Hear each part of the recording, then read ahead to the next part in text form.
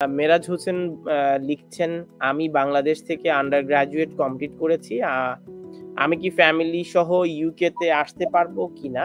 IELTS লাগবে কি? প্রশ্নটা পরিষ্কার হয় নাই যে এটা কি স্টুডেন্ট ভিসায় আসতে চাচ্ছে নাকি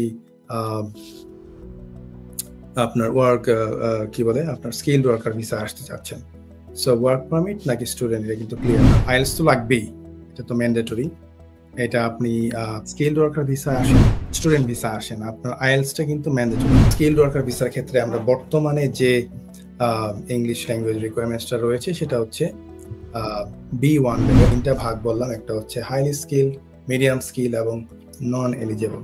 সো নন এলিজেবলের ক্ষেত্রে এলিজেবলই না, মিডিয়ামের ক্ষেত্রে আপনি ডিপেন্ডেন্ট আনতে পারবেন না, আর হচ্ছে হাইলি স্কিল যেটা সেখানে হয়তো আপনি ডিপেন্ডেন্ট আনতে পারবেন। অবভিয়াসলি আপনাকে প্রথমত কোয়ালিফাইড হতে হবে।